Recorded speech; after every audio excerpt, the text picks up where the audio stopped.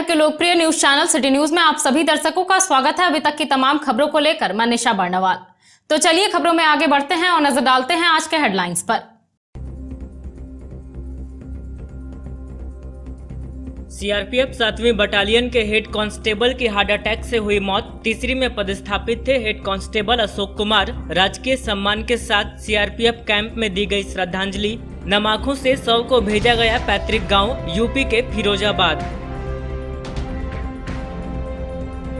निमियाघाट थाना क्षेत्र में ऑटो और ट्रक की हुई भिड़ंत। ऑटो में सवार कई लोग हुए घायल। सभी को बेहतर इलाज के लिए भेजा गया धनबाद। भाजपाइयों पर गंभीर आरोप लगाकर गांवा में भीम आर्मी ने निकाला प्रतिवाद मार्च। बाबा साहब के ध्वज को फाड़ने का लगाया आरोप। पुलिस प्रशासन से की कार्रवाई की मांग। और अंतर्राष्ट्रीय वृद्धजन दिवस पर इनरव्हील क्लब ने वृद्धाश्रम में किया कार्यक्रम। बुजुर्गों को दिया गया मेडिकल इक्विपमेंट और दवाइयां। उत्साह से भरे दिखे बुजुर्गों के चेहरे।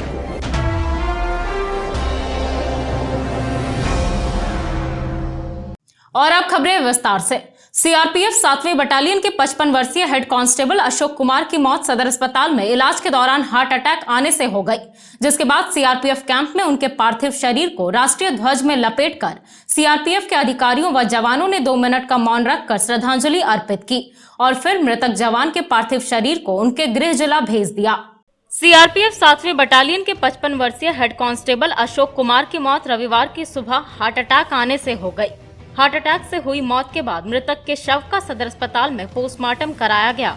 बाद में शहर के बस पड़ाव स्थित सीआरपीएफ कैंप में मृतक अशोक कुमार को श्रद्धांजलि दी गई।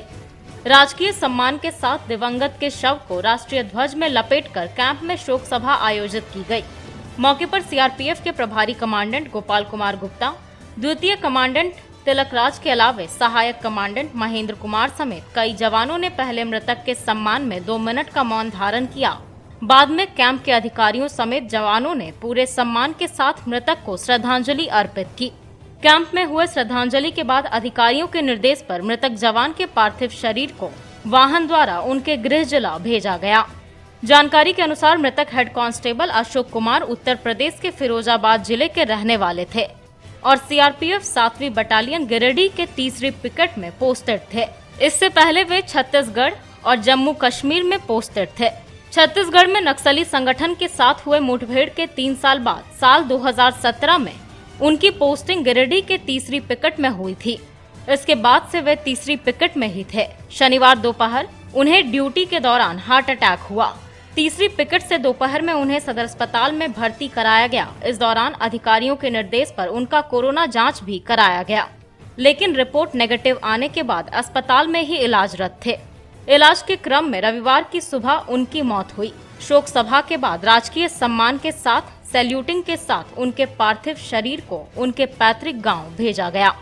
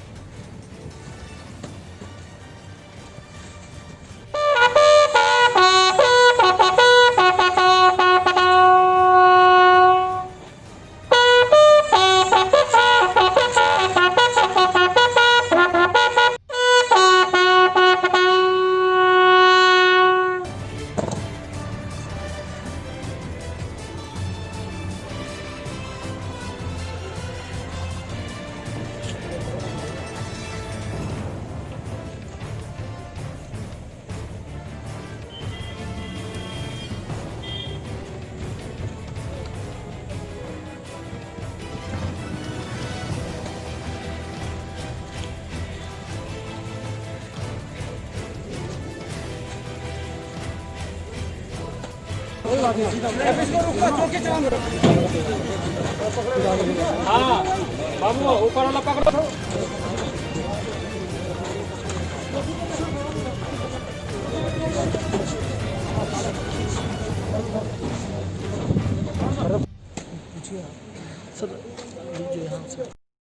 आज हमारे यहाँ एक बहुत ही बड़ा नुकसान हो गया हम लोगों का कि हमारा एक कार्मिक जो है जिसकी डेथ हो गई और ये कार्मिक हमारा बहुत ही अच्छा कार्मिक था और पिछले 3 साढ़े 3 साल से यहाँ पे पोस्टेड था। ये 91 के भर्ती थे और इन्होंने अपनी सेवाएं देश के लगभग हर क्षेत्र में दी है। और मैं ईश्वर से इनकी आत्मा की सद्गति की प्रार्थना करता हूं तथा मैं इनके परिवार वालों को, इनके नेक्स्ट ऑफ कीन को मेरे तरफ से यही है कि इनको भगवान हौसला दे, इनको सामर्थ्य दे, शक्ति दे, ताकि ये इनका परिवार जो है अच्छे से आगे का जीवन गुजारा कर सके। सर ये कहाँ के रहने वाले थे? ये फिरोजाबाद यूपी के रहने वाले हैं और इनके परिवार में पुत्र हैं इनके और इनकी पत्नी है। और अभी ये पूरा इनका मोर्टल रिमेंस जो है इनके घर पर बाय रोड भेजा जा रहा है। जवान का क्या नाम है सर? जवान का नाम श्री अशोक कुमार है और ये हेड कांस्टेबल थे हमारे यहाँ। यहाँ पे इनकी पोस्टिंग कहाँ पे थी सर? यहाँ पे तीसरी में थे, तीसरी में ये कंपनी में ये पोस्टेड थे। और इन्होंने छत्तीसगढ़ में भी बहुत अच्छा काम किया था, वहाँ भी ये नक्सल से सामना किए थे और घायल भी हुए थे, फिर भी ये अपनी ड्यूटी मुस्तैदी से यहाँ पर ये कर रहे थे। इनका अभी जो है जो दौर चल रहा है कोरोना का, इसके लिए हम लोगों को एक संशय था कि कहीं इनको कोरोना तो नहीं हो गया, तो इनका टेस्ट करवाया गया, वो कोरोना नेगेटिव हुआ है। निवियाघाट थाना क्षेत्र अंतर्गत NH2 जरुआ टुंडा के पास एक भीषण सड़क हादसा हुआ। यहां विपरीत दिशा से आ रही एक ट्रक ने सवारियों से भरी ऑटो को अपनी चपेट में ले लिया, जिसमें ऑटो रिक्शा में सवार सभी लोग बुरी तरह से घायल हो गए। मौके पर पुलिस ने पहुंचकर सभी घायलों को इलाज के लिए धनबाद भेज दिया। वहीं ट्रक व ऑटो को जब्त कर अपने साथ थाने ले गई। निमियाघाट थाना क्षेत्र अंतर्गत NH2 जरुआ टुंडा के पास सवारियों से भरे ऑटो रिक्शा की भिड़ंत एक ट्रक से हो गई। घटना में ऑटो रिक्शा में सवार सभी लोग बुरी तरह से घायल हो गए। बताया जाता है कि इसरी बाजार से सवारियों को लेकर एक ऑटो तोपचाची जा रहा था। इसी दौरान विपरीत दिशा से आ रहे एक कोयला लदे ट्रक ने ऑटो को अपनी चपेट में ले लिया। घटना की सूचना मिलते ही पुलिस मौके पर पहुंची और गंभीर रूप से घायल सभी को इलाज के लिए धनबाद भेज दिया। साथ ही ट्रक एवं ऑटो रिक्शा को जब्त करते हुए थाना ले आई। इधर ट्रक एवं ऑटो रिक्शा के चालक दुर्घटना होते ही भागने में सफल रहे। घायलों में अधिक संख्या महिलाओं की बताई जा रही है।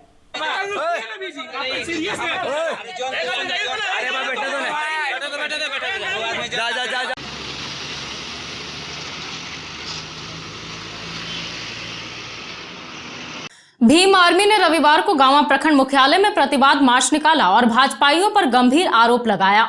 इनका आरोप था कि पिछले दिनों एक कार्यक्रम में भाजपाइयों ने बाबा साहेब के ध्वज को फाड़कर उनका अपमान किया था। भीम आर्मी ने पुलिस प्रशासन से कार्रवाई की भी मांग की है।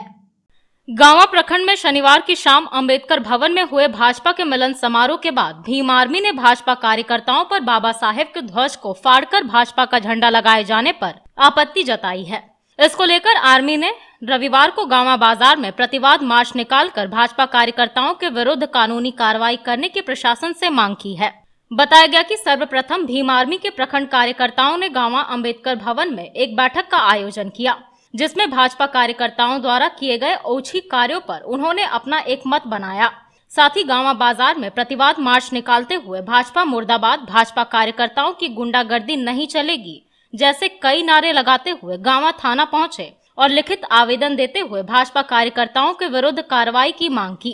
प्रतिवाद मार्च में उपस्थित लोगों ने कहा कि बीजेपी के लोग यदाकदा इस तरह की ओछी घटनाओं को अंजाम देते रहते हैं और गांवा प्रखंड की शांति व्यवस्था और आपसी सौहार्द पर चोट पहुंचाने का दुस्साहस आए दिन करते रहते हैं।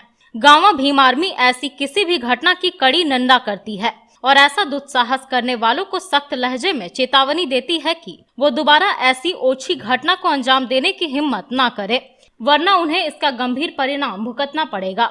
इस प्रतिवाद मार्च में वक्ताओं ने प्रशासन से आग्रह किया कि इस घटना को अंजाम देने वालों को चिन्हित कर अविलंब उचित और न्याय संगत कानूनी कार्रवाई की जाए। जय जय जय जय जय भीम, जय भीम, जय भीम, जय जय जय जय जय भीम, जय भीम, जय भीम। बाबा साहब को अपमान करने वालों को चोट दो, चोट दो, चोट दो। लोकतंत्र पर हमला करना भाजपा कर्ताओं को चोट दो, चोट दो। गांवा प्रखंड में अम्बेडकर भवन के पास हम लोग खड़े हुए हैं। कल इस भवन में भाजपा द्वारा कार्यकर्ता सम्मेलन मनाया गया था और हमारे बाबा साहब के प्रतीक जो नीला झंडा यहाँ पे हुआ था, उन लोगों ने उखाड़ के फेंक देने का काम किया है और अपना पार्टी का झंडा लगा दिया है। और साथ ही देखने वाली बात है कि एक तरफ मोदी जी हमारे देश के माननीय प्रधानमंत्री जी स्वच्छ भारत मिशन के प्रोग्राम चलाते हैं, लोगों से कहते हैं कि कूड़ा करकट ना जमा करें, कहीं नाली वगैरह नहीं कुछ जमा करें, कहीं भी गंदगी ना फैलाएं, और एक तरफ हम उसके जो चहेते लोग हैं, उसके जो गाँव के प्रखंड कमेटी जो भाजपा के लोग हैं, उसके कार्यकर्ता हैं, और उनके जो विधायक प्रतिनिधि है पूर्व आईजी लक्ष्मण सिंह द्वारा जो यहाँ पे प्रोग्राम किया गया था, देखने वाली चीज़ें कितना साला खा के पत्तल वगैरह फेंक दिया गया है, और अम्बेडकर भवन के अंदर दाल वगैरह ये पूरी गंदगी फैला दिया गया है। जय भीम। जय भीम। प्रखंड अंतर्गत जो भाजपा कार्यकर्ताओं का जो करतूत सामने में आया है, इसकी जितनी भी निंदा की जाए वो कम है। आज जिस तरीके से बाबा साहेब भीमराव अंबेडकर भवन में भीम आर्मी द्वारा लगाए गए झंडों को जिस तरीके से फाड़कर कचरा में फेंका गया, और इस भवन को जिस तरीके से कचरा नुमा बनाया गया भाजपा कार्यकर्ताओं द्वारा, इसकी हम पूरी निंदा करते हैं। और ऐसे लोगों पर प्रशासन से मांग करते हैं कि कठोर कार्रवाई होनी चाहिए। ऐसे कठोर कार्रवाई नहीं होने से ऐसे कार्यकर्ताओं का, भाजपा कार्यकर्ताओं का मनोबल बढ़ता जा रहा है। आज पूरे देश गवाह है कि जब से देश में भाजपा की शासन आई है, तब से जगह जगह पर बाबा साहेब भीमराव के स्टैचू को तोड़ने का काम किया गया। जगह जगह पर इसका विरोध लोगों ने किया। अभी तक हम लोग जो देख पाए हैं, पूरे देश में जब से मोदी सरकार बना है, पूरे दलितों, पिछड़ों पर लगातार हमले बढ़े हैं, अल्पसंख्यकों पर हमले बढ़े हैं, और इसी तरीके से उसी का एक जीता जागता उदाहरण आज गाँव प्रखंड अंतर्गत हमारा भवन में देखने को मिला है। इसलिए हम लोग आज इस झंडा फाड़ने के भाजपा कार्यकर्ताओं के लक्ष्मण सिंह के अगुवाई में, नेतृत्व में आज इस झंडा को फाड़ा गया है। हम लोग एक पूरे यहाँ गाँव के दलित, पिछड़े सभी समाज आकर के जमा हो करके और इसका प्रतिवाद कर रहे हैं, और यहाँ के प्रशासन से हम लोग मांग कर रहे हैं कि दोषियों पर कार्रवाई हो, अन्यथा हम उग्र आंदोलन करने के लिए बाध्य होंगे। और जिन लोगों ने बाबा साहब का झंडा फाड़ा है, उसको हम ईंट का ईंट बजा देने का काम करेंगे। इसलिए ये मैसेज देने के लिए हम लोग आज गाँव बाजार में मार्च कर रहे हैं। धन्यवाद। बस स्टैंड से झारखंड मुक्ति मोर्चा कार्यालय में जेएमएम के वरिष्ठ नेता स्वर्गीय टेकलाल महतो की पुण्यतिथि पर एक श्रद्धांजलि सभा आयोजित की गई। इस दौरान पार्टी के नेताओं व कार्यकर्ताओं ने उनके चित्र पर माल्यार्पण व पुष्प अर्पण कर उन्हें श्रद्धा सुमन अर्पित किया व उनके सराहनीय कार्य को स्मरण किया। गिरिडीह लोकसभा क्षेत्र के निवर्तमान सांसद एवं झारखंड मुक्ति मोर्चा के वरिष्ठ नेता रहे स्वर्गीय टेकलाल महतो को उनकी पुण्यतिथि पर गिरिडीह में खूब श्रद्धाभाव से नमन किया गया। इसको लेकर बस स्टैंड रोड स्थित झारखंड मुक्ति मोर्चा कार्यालय में रविवार को एक श्रद्धांजलि सभा आयोजित की गई। मौके पर झारखंड मुक्ति मोर्चा के नेता तथा कार्यकर्ताओं ने उनके चित्र पर माल्यार्पण व पुष्पार्पण कर उन्हें श्रद्धा सुमन अर्पित किया तथा उनके सराहनीय कार्य को याद किया। मौके पर जिलाध्यक्ष संजय सिंह, प्रमीला मेहरा, अजीत कुमार पप्पू, शाहनवाज अंसारी, राकेश कुमार सहित पार्टी के कई वरिष्ठ नेता उपस्थित थे।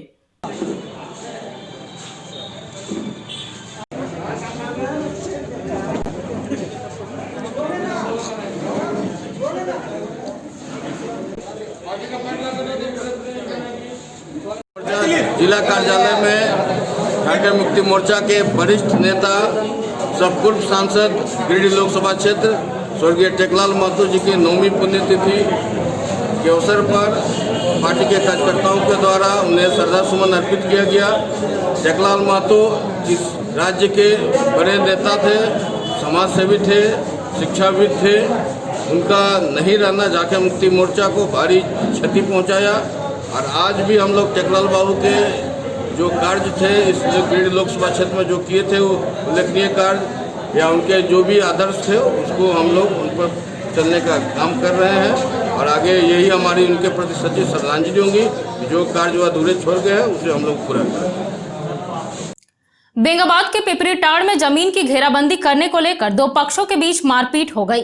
बताया गया कि किरण देवी की जमीन को दूसरे पक्ष के लोग घेराबंदी कर रहे थे। जब इन्होंने विरोध किया तो इनके साथ अभद्र व्यवहार व मारपीट की गई। वहीं बचाने आए कुछ लोगों के साथ भी मारपीट की गई है। फिलहाल पुलिस मामले की छानबीन कर रही है। बेंगाबाद के पिपरीटाड़ में जमीन विवाद को लेकर किरण देवी व इनकी गोतनी राधिका देवी के साथ मारपीट की गई है। घायल अवस्था में दोनों का इलाज सदर अस्पताल में चल रहा है। बताया गया कि रविंद्र वर्मा की पत्नी किरण देवी घर के बाहर कुछ काम से जा रही थी, तभी इनकी नजर एक जमीन की हो रही घेराबंदी पर गई। बताया गया कि वह जमीन इनकी ही थी। इस वजह से इन्होंने घेराबंदी का विरोध किया, जिसके बाद दूसरे पक्ष के लोगों ने इनके साथ मारपीट की। आरोप है कि इस क्रम में इनके साथ गलत व्यवहार करने का प्रयास भी किया गया, साथ ही इनके गले का चेन छीन लिया गया और कपड़ा भी फाड़ दिया गया। मारपीट की आवाज सुनकर इनकी गोतनी राधिका देवी व अन्य कुछ लोग आए तो उनके साथ भी मारपीट की गई। मारपीट का आरोप गांव के लड्डू यादव, सुरेंद्र यादव, उनके पत्नी, बहू और कैलाश यादव, नागेंद्र यादव, गोपाल यादव आदि पर लगा है। घटना को लेकर थाने में भी आवेदन दे दिया गया है और पुलिस मामले की छानबीन कर रही है। क्या नाम हुआ? किरण देवी। कहाँ घर है? पिपरी टाउन। कौन सा थाना? बेंगाबाद। क्या हुआ था? हम रास्ते में जा रहे थे तो वो यादव लोग ऐसे मेरा ज़मीन में वो घुरान भर रहे थे, तो उसको बोला कि मेरा ज़मीन है, आप फैसला नहीं हुआ, आप घुरान क्यों भर रहे हैं? तो वो बोला नहीं, ये इधर सुनिए। हम बोला उधर नहीं सुनेंगे, आप उतने बोल के हम जाने लगे तो आए, उधर से दौड़ के आए और मेरा फिर ऐसे वो गाली गलौज करने लगा, साड़ी उड़ी खींचने लगा, तो उसको हम चिल्लाने लगे तो वो पटक दिया, उठा के वो मारने शुरू कर दिए, वो कुल्हाड़ी से मत्थे में मार दिए। कौन लोग मारे? क्या नाम है? यादव लोग। क्या नाम है? कैलाश यादव नाम है उसका। कैलाश यादव और गोपाल यादव और नागेश्वर यादव, सुरेंद्र यादव और लड्डू यादव। कहाँ के रहने वाले लोग? सब वहीं पिपरी टाँड़ का। थाना में आवेदन दिया है? थाना में आवेदन दिए। क्या नाम है आपका? रविंदर वर्मा। वो कौन लगता है? वो मेरा वाइफ है। क्या नाम है? किरण देवी। क्या हुआ था? सर जगह ज़मीन का कई दिन से विवाद चल रहा है, 2-3 महीने से, तो हम लोग थाना में आवेदन भी दिए थे और छोटा बाबू को दिए थे, मुंडा सर को पहले। तो एक बार पेट्रोलिंग गाड़ी गया था, उसमें कुछ मेरा समाधान नहीं हुआ। फिर बड़ा बाबू को भी आवेदन दिए, एक बार और गाड़ी गया, फिर भी कोई समाधान नहीं हुआ। तो बोला कि एक काम करो, तुम लोग जाके गांव में बैठ के फैसला कर लो। पंचायत बैठाए थे 2 दिन के पहले, तो पंचायत पर भी गाली गलौज हुआ, तो पंचायत कैंसिल होते होते नहीं हो पाया। तो आज वो उसने क्या किया, ज़मीन पर घुरान घोर रहा था। मेरा वाइफ जा रहा था नए घर से पुराना घर, उसी के बीच में बोला भैया पंचायत जब हो रहा था, क्लियर हुआ नहीं है, तो आप कैसे घर से घुरान घोर रहे हो? तो इसी बात पर उसने उसके साथ गलत व्यवहार करना चालू किया और 2-3-4 लड़के मिलके इसके साथ बुरा हल्का जैसे कि है गलत व्यवहार का उपयोग किया और मारपीट किया है, जो कि हमारे पास प्रूफ भी है। तो थाना में भी आवेदन दिए हैं। अभी कहाँ के रहने वाले वो लोग? सब वही पिपरी टाँड़ का ही रहने वाला है। कब हुआ था ये जगह? ये कल हुआ था सर 11 बजे दिन में। ये मारपीट कब हुआ? हाँ, वो रात में भी दारू शराब पी करके मेरा घर पे 2 बार ईंटा पत्थर कर चुका है सर, जो कि हम मुखिया जी को भी ये सूचना दिए हैं, ला करके दिखाए भी। कोई मदद नहीं कर रहा है। अभी ज़्यादा से ज़्यादा परेशान हो गए थाना में जा जाके, 2 महीने से थाना का चक्कर काट रहे हैं। नगीना सिंह रोड निवासी राहुल कांत यादव ने नगर थाने में आवेदन देकर अपने घर से गाय के चोरी होने की शिकायत दर्ज करवाई है। इन्होंने कहा कि यह पूरा वाकया इनके घर के बाहर लगे सीसीटीवी फुटेज में कैद है, जिसके आधार पर इन्होंने पुलिस प्रशासन से उक्त चोरों को चिन्हित कर कार्रवाई करने की मांग की है। शहर के नगीना सिंह रोड निवासी राहुल कांत यादव ने नगर थाने में आवेदन देकर अपने गाय के चोरी हो जाने की शिकायत दर्ज करवाई है। इनका कहना है कि बीती रात अज्ञात चोर इनके घर से एक गाय को खोलकर ले गए। चोरी की यह वारदात सामने लगे सीसीटीवी कैमरे में भी कैद हो गई है। इनका कहना है कि पहले भी इनके घर से एक दुधारू गाय को चुरा लिया गया था, जिसका कोई भी अता पता नहीं लग पाया। एक बार फिर इनके घर से गाय की चोरी हुई है। इन्होंने पुलिस प्रशासन से सीसीटीवी फुटेज के आधार पर चोरों को चिन्हित कर कार्रवाई की मांग की है। इन्होंने कहा कि सीसीटीवी फुटेज में स्पष्ट नजर आ रहा है कि 4 लोग इनके घर से गाय को खोलकर ले गए हैं। कालीचरण यादव नगीना सिंह रोड रहने वाला के वार्ड नंबर 16 के 2 ठो गाय चोरी हो गई 1 महीना के अंदर। एक ठो 30 के दिन हो गई और एक कल 30 के दिन हुई थी। गाय सिंह वाली बाछा समेत ले गया सुबह में, कल ले गया सुबह एक ठो गाय गाभिन। और इस तरह 1 महीना के अंदर में 2 घटना का अंजाम दिया गया। और एक बार आवेदन दिया थाना में, ना उसका कोई कानूनी कार्रवाई और न कुछ किया जा रहा है। अब थाना से यही अनुरोध है कि चोर कैसे मोहल्ला का हो, कहाँ का हो, अगर इस पर अगर वो तो अनिश्चितकालीन धरना पर बैठा और हमारे कैमरा में 4 ठो लड़का का फुटेज में पूरा आ रहा है, लेकिन पूरा नकाब पहने हुए हैं और हम लड़का हाथ में डंडा लिए हुए, टॉर्च लिए हुए हैं, लेकिन वो क्लियर नहीं हो पा रहा है। और प्रशासन अनुरोध है कि उसको पता लगावे और कहाँ का है क्या है, नहीं तो फिर लास्ट में अनिश्चित कायम धरना पर बैठा जाएगा। तो कल कौन सा गाय पार हुआ? सिंह वाली गाय ले गई, गाभिन गाय मुंडी काली। और उस दिन जो पार हुआ था सिंह वाली और बाछा समेत। उसमें बाछा सिंह दोनों? हाँ, सिंह वाली गाय थी और उसका बच्चा था बाछा। इनर व्हील क्लब द्वारा अंतर्राष्ट्रीय वृद्धजन दिवस के अवसर पर बस स्टैंड रोड स्थित वृद्धा आश्रम में रह रहे बुजुर्गों के बीच स्वास्थ्य जांच के उपकरण बांटे गए व उन्हें अंग वस्त्र देकर सम्मानित किया गया। बताया गया कि वृद्धा आश्रम में रह रहे बुजुर्गों को दिक्कतों का सामना न करना पड़े, इस वजह से क्लब की ओर से यह कार्यक्रम आयोजित किया गया है। अंतर्राष्ट्रीय वृद्धजन दिवस के अवसर पर इनर व्हील क्लब की ओर से वृद्धा आश्रम के बुजुर्गों को सम्मानित किया गया और उनके बीच स्वास्थ्य जांच के उपकरण बांटे गए। इसको लेकर बस स्टैंड रोड स्थित वृद्धा आश्रम में इनर व्हील क्लब के पदाधिकारी पहुंचे और यहां रह रहे बुजुर्गों को शुगर एवं ब्लड प्रेशर जांच की machine, oximeter, digital thermometer, sanitizer, liquid hand wash, Dettol एवं रोजमर्रा के बीमारियों की दवाइयां उपलब्ध करवाई। मौके पर सभी को अंग वस्त्र भी प्रदान किया गया। कार्यक्रम में क्लब की अध्यक्षा सुधा सिन्हा, सचिव रेखा तरवे, उपाध्यक्ष शबाना रब्बानी समेत अन्य कई पदाधिकारी उपस्थित रहे। बताया गया कि वृद्ध आश्रम में रह रहे बुजुर्गों का एकांकी जीवन बेहद दूभर है, ऐसे में इन्हें सहयोग और स्नेह की जरूरत है। इसी उद्देश्य से क्लब की ओर से यह कार्यक्रम किया गया है।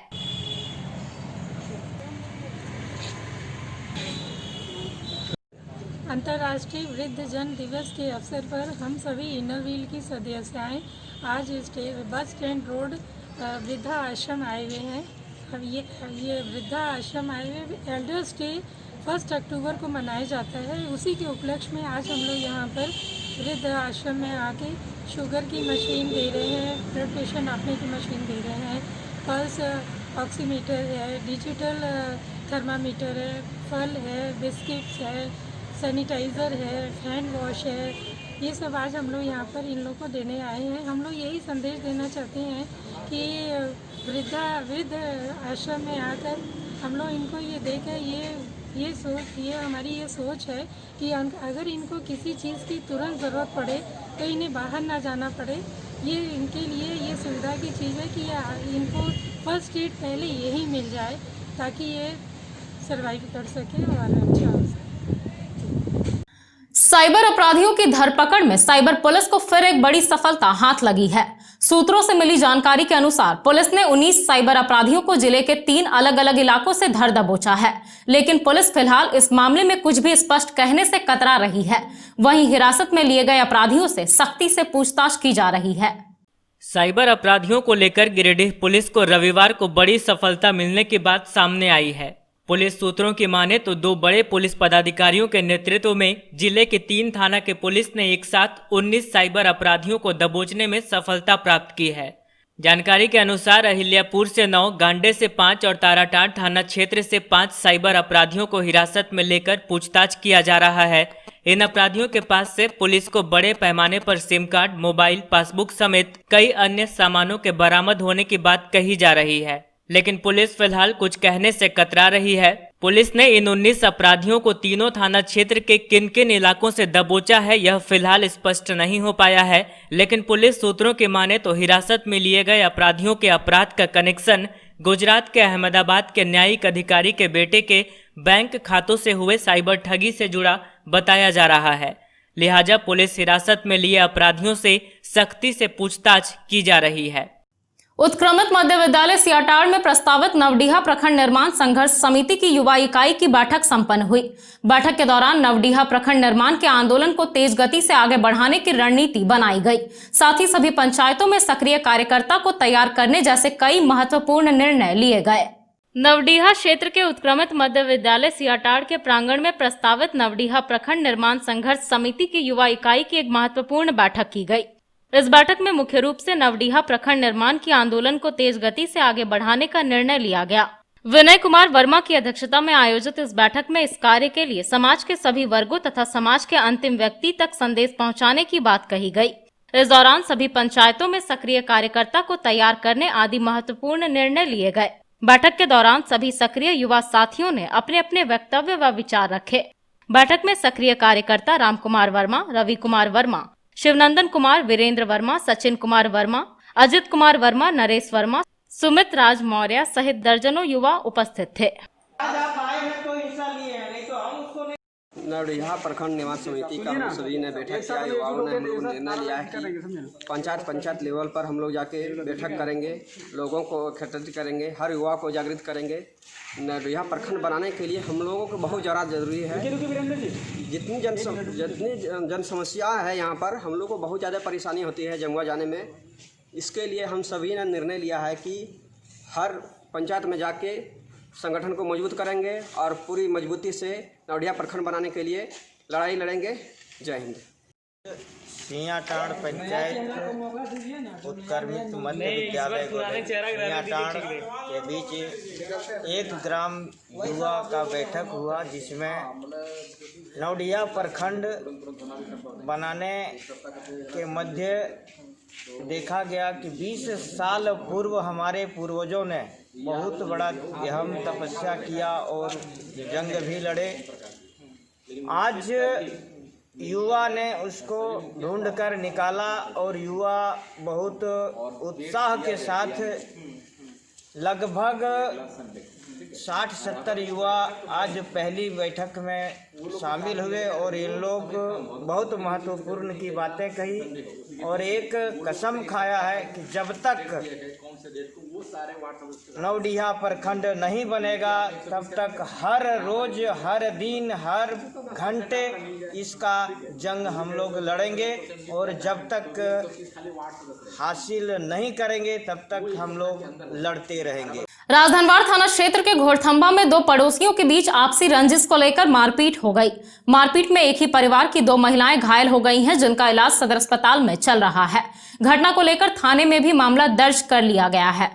राजधनवाड़ थाना क्षेत्र के घोड़थंबा में आपसी रंजिश में 2 पड़ोसियों के बीच मारपीट हो गई। घटना में एक ही परिवार की 2 महिलाएं घायल हो गई। दोनों का इलाज गिरिडीह सदर अस्पताल में चल रहा है। बताया गया कि घायल दोनों महिलाएं आपस में सास बहू हैं। बताया गया कि आसिम अंसारी की पत्नी मैरून खातून अपने घर की सफाई कर रही थी। इसी दौरान घर का पानी बाहर निकलने लगा। तभी पड़ोस के रहने वाले जलील अंसारी की पत्नी सकूना खातून और उनके परिवार के कई लोगों ने मिलकर मैरून खातून और इनकी बहू को मारकर घायल कर दिया। घटना को लेकर थाने में भी शिकायत की जा चुकी है। कौन है आपकी सिस्टर? क्या हुआ था? जो झगड़ा पानी को। अच्छा, कब हुआ? सुबह 6 बजे। अच्छा, कौन पीटा इसको? मारपीट कौन किया? कौन किया हूँ नहीं बता सकता।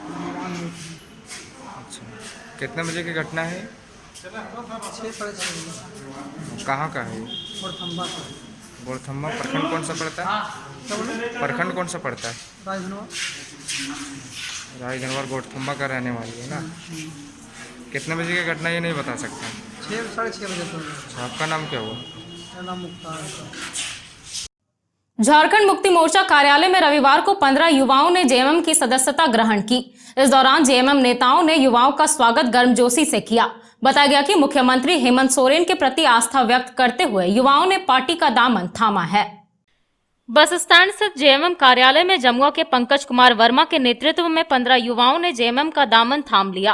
कार्यालय में विधिवत रूप से युवाओं ने सदस्यता ग्रहण की।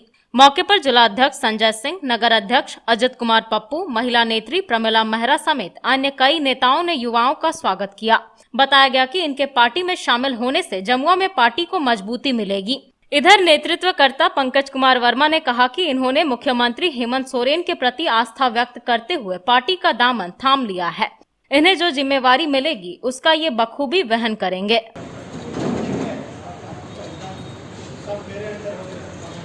झामुमो की नीति और इसके नेतृत्व में निष्ठा व्यक्त करते हुए झारखंड मुक्ति मोर्चा की सदस्यता ग्रहण किया है। झामुमो परिवार में पंकज वर्मा का स्वागत है और उम्मीद है कि जमुआ का संगठन से मजबूत होगा और वे वहाँ के साथियों से एक साथ मिलकर झामुमो के संगठन का विस्तार करेंगे और उसमें मजबूती प्रदान करेंगे।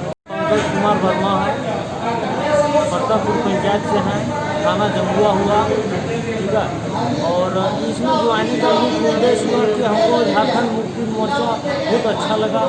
अच्छा लगने की वजह से जाहिद भाई को थ्रू से मैं आया और ज्वाइनिंग किया हूँ। सीहोडी सामुदायिक भवन में चंद्रवंशी समाज की एक बैठक संपन्न हुई।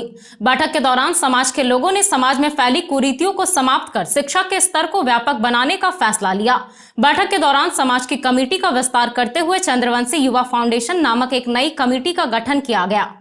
नगर निगम क्षेत्र के वार्ड नंबर 11 सीहोडी सामुदायिक भवन में चंद्रवंशी समाज की एक बैठक की गई। बैठक में सभी ने अपनी अपनी बातें रखकर समाज में फैली कुरीतियों को समाप्त करने पर चर्चा की। बताया गया कि इस बैठक में मुख्य रूप से शिक्षा के स्तर को समाज में व्यापक बनाने का फैसला लिया गया। बैठक में सभी ने एक स्वर में समाज की कमेटी का विस्तार के लिए अपने विचार प्रकट किए। उसके बाद सर्वसम्मति से नए कमेटी का गठन किया गया, जिसमें अध्यक्ष शिबा कुमार चंद्रवंशी, उपाध्यक्ष पवन कुमार, सचिव अमित कुमार, सह सचिव सूरज कुमार, कोषाध्यक्ष मिथुन कुमार, संगठन मंत्री शुभम व शिवम कुमार चंद्रवंशी को बनाया गया और कमेटी में सलाहकार के रूप में देवेंद्र कुमार चंद्रवंशी को चुना गया। वहीं कमेटी गठन के बाद उस कमेटी का नामकरण चंद्रवंशी युवा फाउंडेशन के रूप में किया गया। इस बैठक में मुख्य रूप से सनीश कुमार, सुबोध कुमार, गोलू, पोलिक कुमार, राजा चंद्रवंशी, अमन चंद्रवंशी, करण कुमार, छोटू कुमार, रोहित कुमार, नीलेश चंद्रवंशी, चिंटू कुमार, प्रिंस चंद्रवंशी आदि मौजूद थे। पवन कुमार चंद्रवंशी, सचिव में है अमित कुमार चंद्रवंशी और चिंटू भैया, सह सचिव में है सूरज कुमार उर्फ भोलू, कोषाध्यक्ष में है मिथुन कुमार चंद्रवंशी, संगठन मंत्री में है शिवम कुमार और शुभम, सलाहकार मंत्री में देवेंद्र कुमार जी हैं, जो हमारे बुजुर्ग भी हैं और सलाहकार के लिए बहुत ही अच्छे हैं। और हमारे बीच में फिर मीडिया प्रभारी का जो अहम भूमिका होती है वो हमें श्याम भैया को दिए। 27/9/2020 दिन रविवार को सामुदायिक भवन में एक बैठक रखी गई, जिसमें सारे चंद्रवंशी युवा मौजूद हैं। तो सभी के सहमति से यह निर्णय लिया गया कि आज एक कमेटी का चयन हो, तो जिसमें कमेटी का चयन भी हुआ और सभी को अपने कार्य के अनुसार एक पद दिया गया। इसमें से सारे पदों को निम्न प्रकार से लिखा गया है और दिया गया है। मेरा नाम अमित कुमार है और चंद्रवंशी समाज में एक महत्वपूर्ण बैठक हुआ, जिसमें समाज को आगे लेके चलना है। इसी कारण हम लोग को बैठक हुआ है महत्वपूर्ण। समाज को आगे बढ़ाना है और जितना भी हो सके तो समाज को आगे लेके जाएंगे। अभी हम लोग का एक मीटिंग गठित हुआ है कि अभी हम लोग कुछ दिनों के बाद एक कैंप लगाएंगे ब्लड डोनेशन का, तो इसीलिए ये मीटिंग महत्वपूर्ण रखी। तो चलते चलते एक बार फिर नजर डालते हैं आज के हेडलाइंस पर। सीआरपीएफ 7वीं बटालियन के हेड कांस्टेबल की हार्ट अटैक से हुई मौत। तीसरी में पदस्थापित थे हेड कांस्टेबल अशोक कुमार। राजकीय सम्मान के साथ सीआरपीएफ कैंप में दी गई श्रद्धांजलि। नमाखों से शव को भेजा गया पैतृक गांव यूपी के फिरोजाबाद। निमियाघाट थाना क्षेत्र में ऑटो और ट्रक की हुई भिड़ंत। ऑटो में सवार कई लोग हुए घायल। सभी को बेहतर इलाज के लिए भेजा गया धनबाद। भाजपाइयों पर गंभीर आरोप लगाकर गांवा में भीम आर्मी ने निकाला प्रतिवाद मार्च। बाबा साहब के ध्वज को फाड़ने का लगाया आरोप। पुलिस प्रशासन से की कार्रवाई की मांग। और अंतर्राष्ट्रीय वृद्धजन दिवस पर इनरव्हील क्लब ने वृद्धाश्रम में किया कार्यक्रम। बुजुर्गों को दिया गया मेडिकल इक्विपमेंट और दवाइयां। उत्साह से भरे दिखे बुजुर्गों के चेहरे।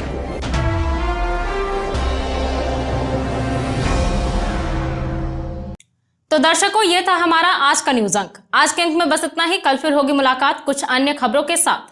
तब तक के लिए दीजिए मुझे और मेरी पूरी टीम को इजाजत। नमस्कार।